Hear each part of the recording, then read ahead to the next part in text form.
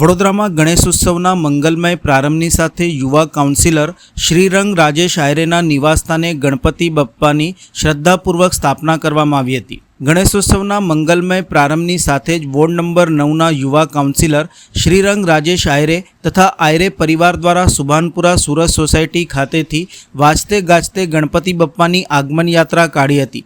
આગમન યાત્રા આયરે પરિવારના નિવાસસ્થાને આવ્યા બાદ શ્રદ્ધાપૂર્વક વિઘ્નહર્તા ગજાનન ગણપતિજીની સ્થાપના કરવામાં આવી હતી।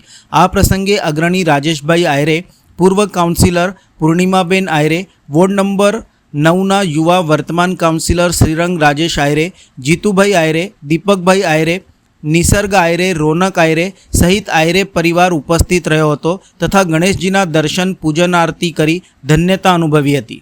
ગણપતિ બાપ્પા મોરિયા, મંગલ મૂર્તિ મોરિયા। સમગ્ર દેશભરની અંદર જ્યારે આજે ગણેશ ચતુર્થી ઉજવાતી હોય ત્યારે સમગ્ર દેશભરના સર્વે યુવાનોથી માંડીને સર્વને આજના દિવસે ખૂબ ખૂબ ગણેશ ચતુર્થીની શુભેચ્છા।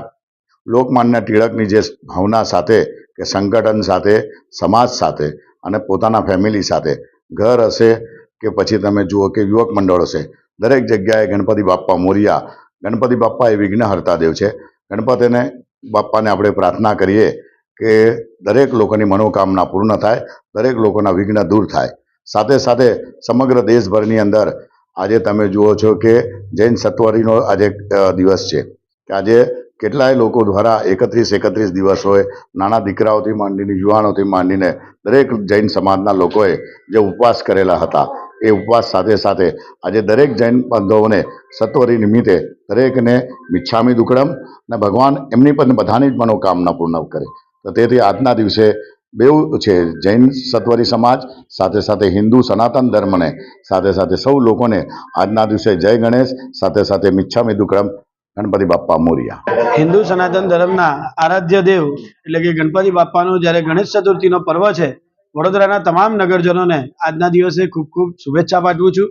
બાપ્પા દરેકના ઘરની અંદર રિદ્ધિ સિદ્ધિની સાથે સમૃદ્ધિ ભગવાન અર્પણ કરે। તે જ સાથે આજના દિવસે જે લોકોના ઘરની અંદર બાપ્પા વિરાજમાન છે, જે મંડળોની અંદર, સોસાયટીઓની અંદર બાપ્પા વિરાજમાન છે, એ તમામ પર બાપ્પાની આશીર્વાદ બાપ્પાના રહે। તે જ સાથે આજના દિવસે ગણેશ ચતુર્થી નિમિત્તે વડોદરાના તમામ નગરજનોને ફરીથી એક વખત ખૂબ ખૂબ શુભેચ્છા પાઠવું છું। જય ગણેશ।